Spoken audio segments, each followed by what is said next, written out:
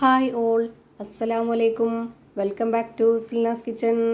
കപ്പലണ്ടിയും തേങ്ങയും കൊണ്ട് ഒരു അടിപൊളി ടേസ്റ്റി ആയിട്ടുള്ള ഒരു വെറൈറ്റി ആയിട്ടുള്ള ഒരു പലഹാരത്തിൻ്റെ റെസിപ്പിയാണ്. കപ്പലണ്ടി നമ്മുടെ വീട്ടിലുണ്ടെന്നുണ്ടെങ്കിൽ പെട്ടെന്നൊരു ഗസ്റ്റൊക്കെ വരുന്ന സമയത്ത് നമുക്ക് വളരെ പെട്ടെന്ന് തയ്യാറാക്കി കൊടുക്കാൻ പറ്റുന്ന നല്ല ഈസി ആയിട്ടുള്ള ഒരു അടിപൊളി പലഹാരമാണിത്. ഒരു തവണ ഇതിൻ്റെ രുചി അറിഞ്ഞാൽ പിന്നെ നിങ്ങൾക്ക് കപ്പലണ്ടി മേടിക്കുന്ന സമയത്തൊക്കെ ഇതേ രീതിയിൽ തന്നെ ഉണ്ടാക്കി കഴിക്കാൻ തോന്നും. അത്രയും ടേസ്റ്റി ആയിട്ടുള്ള ഒരു പലഹാരമാണ്. അപ്പോൾ ഇതെങ്ങനെയാണ് തയ്യാറാക്കുന്നതെന്ന് അറിയാനായിട്ട് വീഡിയോ സ്കിപ്പ് ചെയ്യാതെ മുഴുവനായിട്ടൊന്ന് കണ്ടു നോക്കണേ. റെസിപ്പിയിലോട്ട് കടക്കുന്നതിന് മുമ്പായി സിൽനാസ് കിച്ചൺ ചാനൽ ആദ്യമായിട്ട് കാണുന്നവരാണെങ്കിൽ പ്ലീസ് ഒന്ന് സബ്സ്ക്രൈബ് ചെയ്തേക്കണേ. ഒപ്പം തന്നെ ഈ വീഡിയോസ് നിങ്ങൾക്ക് ഇഷ്ടപ്പെടുകയാണെങ്കിൽ ഒരു ലൈക്ക് ചെയ്ത് ഷെയർ ചെയ്ത് സപ്പോർട്ട് ചെയ്യാനും മറക്കരുത്. ഇനി നമുക്ക് ഇതെങ്ങനെയാണ് തയ്യാറാക്കുന്നതെന്ന് നോക്കാം. അപ്പോൾ ഇതിനായിട്ട് ആദ്യം തന്നെ ഒരു മിക്സഡ് ജാർ എടുത്തിട്ടുണ്ട്. ഇതിലേക്ക് 250 ml കപ്പിന്റെ അളവിൽ ഒരു 1/4 കപ്പ് കപ്പലണ്ടിയാണ് ഇട്ട് കൊടുക്കുന്നത്. ഞാൻ എടുത്തിട്ടുള്ള ഈ ഒരു കപ്പലണ്ടിയുടെ അളവനുസരിച്ചാണ് ബാക്കിയുള്ള എല്ലാ ഇൻഗ്രീഡിയൻസിന്റെ അളവും എടുക്കുന്നത്. ഇതൊന്ന് ക്രഷ് ചെയ്തെടുക്കാൻ വേണ്ടി ഈ ഒരു മിക്സഡ് ജാറിലേക്ക് ഇട്ട് കൊടുക്കുന്നുണ്ട്.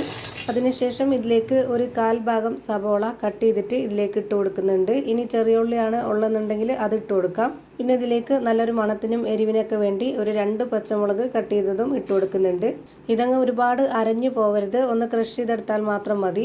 അപ്പോൾ ഞാനിതൊന്ന് കറക്കിയെടുത്തതിന് ശേഷം ഇതുപോലൊരു പാത്രത്തിലേക്ക് മാറ്റുന്നുണ്ട്. ഇത് കാണുമ്പോൾ നിങ്ങൾക്ക് കറക്റ്റായിട്ടും മനസ്സിലാവുന്നുണ്ടാവും ഇതിൻ്റെ ഒരു പരുവം. നമ്മൾ ഉണ്ടാക്കിയെടുക്കുന്ന ഈ ഒരു പലഹാരത്തിൻ്റെ കൂടെ ഇത് കടിക്കാനായിട്ട് കിട്ടണം. അതാണ് ഇതിൻ്റെ കറക്റ്റ് പരുവം. അടുത്തതായിട്ട് ഇതിലേക്ക് വേണ്ടത് ചിരകിയ തേങ്ങയാണ്. ഞാനിവിടെ 1/2 കപ്പ് അളവിൽ 1 കപ്പ് ചിരകിയ തേങ്ങ ഇട്ട് കൊടുക്കുന്നുണ്ട്. ചെറിയൊരു തേങ്ങയുടെ പകുതിയാണിത്, അതായത് ഒരു മുറി തേങ്ങയാണ്. ഇനി ഇതിലേക്ക് വേണ്ടത് അരിപ്പൊടിയാണ്. വറുത്ത അരിപ്പൊടിയാണ് ഞാൻ ഇതിലേക്ക് ഇട്ട് കൊടുക്കുന്നത്. വറുത്ത അരിപ്പൊടി തന്നെ ഇട്ട് കൊടുക്കാൻ വേണ്ടി നോക്കുക, എന്നാലാണ് നമ്മൾ ഉദ്ദേശിക്കുന്ന ആ ഒരു പരുവത്തിലും ടേസ്റ്റിലൊക്കെ കിട്ടുള്ളൂ. ഇനി ഇതിലേക്ക് ഇട്ട് കൊടുക്കുന്നത് ഒരു നുള്ള് ഗരം മസാലപ്പൊടി, 1 സ്പൂൺ അളവിൽ ചിക്കൻ മസാലപ്പൊടി, 1 നുള്ള് മഞ്ഞൾപ്പൊടി, 1 സ്പൂൺ അളവിൽ മുളക് പൊടി, 1 നുള്ള് പെരിഞ്ജീരകപ്പൊടി, ആവശ്യത്തിനുള്ള ഉപ്പ്. ഇത്രയും ഇട്ട് കൊടുത്ത ശേഷം നമുക്കിതിലേക്ക് കുഴച്ചെടുക്കാൻ ആവശ്യത്തിനുള്ള വെള്ളവും കൂടെ ഒഴിച്ചു കൊടുക്കാം. ആദ്യം തന്നെ ഞാനിവിടെ 1/2 കപ്പ് അളവിൽ മുഴുവനായിട്ടും വെള്ളം ഒഴിച്ചു കൊടുത്തിട്ടുണ്ട്. ഇനി ഇത് കൈവച്ച് നല്ല പോലെ ഇതൊന്ന് മിക്സ് ചെയ്തെടുക്കുന്നുണ്ട്. ഘട്ടം ഘട്ടമായിട്ട് വെള്ളം ഒഴിച്ച് ഇത് കുഴച്ചിട്ടെടുക്കണം, അല്ലാന്നുണ്ടെങ്കിൽ ഇതിൻ്റെ പരുവം തെറ്റിപ്പോവും. ഈ മാവ് കൈവച്ച് നന്നായി കുഴച്ചതിന് ശേഷം നമുക്ക് ഇഷ്ടമുള്ള ഒരു രീതിയിൽ പിടിച്ചെടുക്കാൻ വേണ്ടി കഴിയണം. അതിനുള്ള ആ ഒരു പരുവത്തിലാണ് ഇത് റെഡിയാക്കി എടുക്കേണ്ടത്. ഞാനിപ്പോൾ ഈ ഒരു മെഷർമെൻറ്റ് കപ്പിൻ്റെ 1/2 കപ്പ് അളവിൽ തന്നെ ഒരു 1/2 കപ്പ് വെള്ളം എടുത്തിട്ടുണ്ട്. അതുകൂടെ ഇതിലേക്ക് ഒഴിച്ചു കൊടുക്കാം. ഇപ്പോൾ ആകെ ഇതിലേക്ക് വേണ്ടി വന്നിട്ടുള്ളത് ഈ ഒരു 1/2 കപ്പിന് 1.5 കപ്പ് വെള്ളമാണ്. ഇനി ഇതിലേക്ക് വേറെ വെള്ളമൊന്നും വേണ്ട. ഇപ്പോൾ ഇത് കറക്റ്റ് ആയിട്ടുണ്ട്.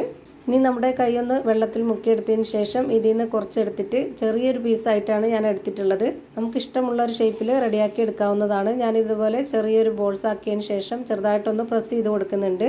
ഇതുപോലെ ഒന്ന് പരത്തി കൊടുത്തിട്ടാണ് നമ്മളിത് റെഡിയാക്കി എടുക്കുന്നതെങ്കിൽ അതിൻ്റെ ഉള്ളൊക്കെ പെട്ടെന്ന് വെന്ത് കിട്ടും. ഞാനിപ്പോൾ ഇവിടെ പരിപ്പുവടയുടെ ഒക്കെ ആ ഒരു ഷേപ്പിൽ വളരെ ചെറുതായിട്ടാണ് എടുത്തിട്ടുള്ളത്. ഈ ഒരു പരുവത്തിൽ നമുക്കെല്ലാം റെഡിയാക്കി എടുക്കാം. ഞാനിപ്പോൾ ഇവിടെ ഒരെണ്ണം കൂടെ ചെയ്ത് കാണിക്കുന്നുണ്ട്. നമ്മുടെ കൈ ഒന്ന് നനച്ചെടുത്തതിന് ശേഷം ഇതിൽ നിന്ന് കുറച്ച് മാവ് എടുത്തിട്ട് ചെറുതായിട്ടൊന്ന് ബോൾസ് ടൈപ്പിലാക്കുക. എന്നിട്ട് ചെറുതായിട്ടൊന്ന് പ്രസ് ചെയ്ത് കൊടുക്കുന്നുണ്ട്. ഇതുപോലെ തന്നെ എല്ലാം ചെയ്ത് ഒരു പാത്രത്തിലേക്ക് മാറ്റിയിട്ടുണ്ട്. ഇനി നമുക്കിത് ഫ്രൈ ചെയ്തെടുക്കണം. അതിനായിട്ട് സ്റ്റവിലേക്ക് ഒരു പാൻ വെച്ച് കൊടുത്ത് ഫ്ലെയിം ഓൺ ആക്കി കൊടുത്തിട്ടുണ്ട്. ഇതിലേക്ക് കുറച്ച് ഓയിൽ ഒഴിച്ചു കൊടുത്തതിന് ശേഷം ഓയിലൊന്ന് നന്നായിട്ട് ചൂടായിട്ട് വരുമ്പോൾ ഒന്ന് മീഡിയം ഫ്ലെയിമിൽ ഇട്ട് കൊടുത്തിട്ട് വേണം ഇത് ഓരോന്നോരോന്നായിട്ട് ഇട്ട് കൊടുക്കാൻ. ആ ഒരു മീഡിയം ഫ്ലെയിമിൽ ഇട്ട് കൊടുത്തുകൊണ്ട് തന്നെ എല്ലാം ഫ്രൈ ചെയ്തെടുക്കുക. എന്നാൽ എല്ലാം ഒരുപോലെ കിട്ടും. ഒരുപാട് സമയമൊന്നും വേണ്ട, വളരെ പെട്ടെന്ന് തന്നെ റെഡിയായി കിട്ടും. ഇപ്പോൾ ഇതിൻ്റെ ഒരു ഭാഗം വെന്ത് കിട്ടി. ഇനി നമുക്കിതൊന്ന് തിരിച്ചിട്ട് കൊടുക്കാം. ഇപ്പോൾ ഇതെല്ലാം തന്നെ തിരിച്ചിട്ട് കൊടുത്തിട്ടുണ്ട്. ഇനി ആ ഒരു ഭാഗം കൂടെ ഒന്ന് വെന്ത് വരട്ടെ. ഇപ്പോൾ ദാ ഞാനിവിടെ തിരിച്ച് മറിച്ചൊക്കെ ഇട്ട് കൊടുത്തിട്ട് വേവിച്ചെടുത്തിട്ടുണ്ട്. ഇനി നമുക്കിത് എണ്ണയിൽ നിന്ന് കോരി മാറ്റാം.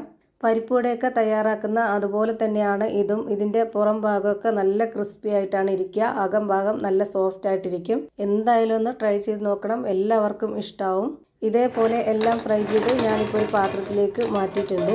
ഇതിപ്പോൾ എങ്ങനെയാണ് ഇരിക്കുന്നതെന്ന് അറിയാനായിട്ട് ഞാനിതൊന്ന് ഇതിൻ്റെ അകം പൊട്ടിച്ച് കാണിക്കുന്നുണ്ട്. അപ്പോൾ ഇത്രയേ ഉള്ളൂ ഇന്നത്തെ വീഡിയോ ഇഷ്ടമായാൽ ലൈക്ക് ചെയ്യാനും കമൻറ്റ് ചെയ്യാനും ഷെയർ ചെയ്യാനും മറക്കരുത്.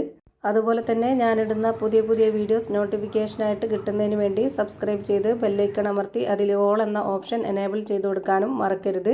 പുതിയൊരു വീഡിയോയുമായി വീണ്ടും വരും. Thank you for watching.